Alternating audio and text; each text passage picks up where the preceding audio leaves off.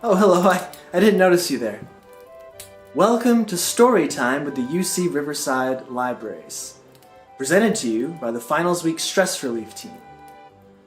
We're bringing you a series of exciting stories originally curated by the Brothers Grimm. Today's tale is about the value of perseverance. So sit back, relax, listen, and read along if you like to the Three Brothers.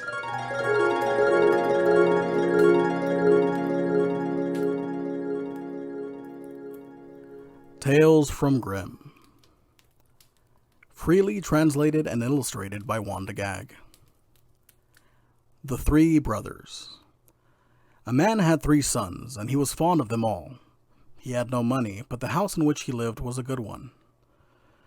To which of my 3 boys shall I leave my house? Thought the old man. They have all been good sons to me, and I want to be fair to them in every way. Maybe you think the simplest thing would have been to sell the house and then divide the money among the 3 boys. It would have been simpler, but nobody wanted to do this. The house had been in their family for many years. Not only the 3 boys, but their father, their grandfather, and their great-grandfather had been born in it.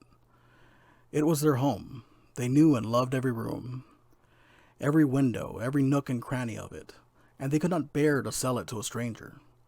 So the old man had to think of a way out, and he did. He called his 3 boys and said, "This is the way we'll do it. All of you must go out into the world. Each can choose a trade after his own heart and learn it well. In a year we will meet here together, and he who has learned his trade best shall have the house. Would you like to decide it this way?" "Yes," said his sons, "that is fair enough." And the oldest said, "I think I will become a blacksmith. That is the kind of work I like best." "And I," said the second, "have always wanted to be a barber. That's what I'll set out to be." "And I," said the third, "would like best of all to become a fencing master." They agreed to return at the appointed time, and then they all went their separate ways. It happened, too, that they all found able masters who could teach them the higher branches of their trade. The oldest boy became such a good blacksmith that he was soon hired to shoe the king's own horses. "Well," said the boy to himself, "I don't see how I can fail to win. I'll surely get the house." The barber learned his trade so well that he was soon shaving all kinds of grand people, lords and earls and dukes. Yes, he said to himself, "this is not a bad beginning. The house is as good as mine right now, I think." The youngest son endured many a blow while he was learning to fence, but he never winced or whimpered about it. "If you're so easily discouraged," he told himself, "you'll never get the house." At last the year was up, and they all returned to their father's house. But although each had become clever in his art, none could think of a good way to prove it. They were all sitting on a bench in front of the house to talk this over, when a rabbit came running over the field. "Aye," said the barber, "that's as good as though I had called him."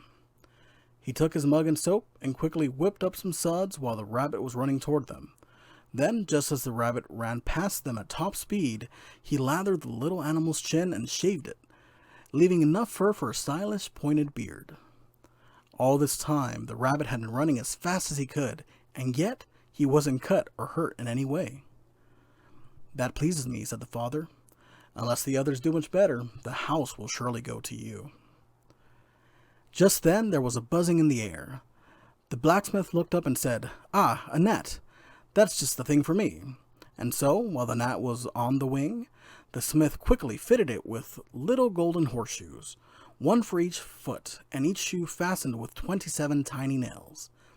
All this time the gnat had been flying around, and everything was finished in a flash. "You're a real fellow," said the father. "You've done your work as well as your brother. At this rate, I won't know which of you ought to get the house." In the meantime, some dark clouds had been gathering in the heavens, and now a few drops of rain began to fall. The youngest boy sprang up and said, "Well, I couldn't have wished for anything better. Now I'll show you what I've learned." He stood up before them, and drawing out his sword, he swung it in crisscross strokes above his head, and was so deft about it that not a drop of rain fell on his head. The rain came down harder, but the boy still swirled the sword so swiftly that not a drop of rain could get by. Yet harder the rain fell, faster and faster, until it seemed as though it were being poured by tubfuls from the sky. Still his sword circled, swished, and swirled. All around him everything was wet, but he himself was as dry as though he were standing under a roof. When the father saw this, he was astonished and said, "You have accomplished the greatest feat of all. The house is yours." And the two older brothers, do you think they fought and quarreled about it? No. They were satisfied with the decision, for they too thought the youngest brother had been the best of all. But the young fencer did not want the house all to himself. He shared it with the others, and there they all lived happily together for the rest of their lives. The end. Well, I hope you enjoyed today's Brothers Grimm installment. I know I did. You can find many more titles like this by visiting the UC Riverside Library catalog at library.ucr.edu. See you next time.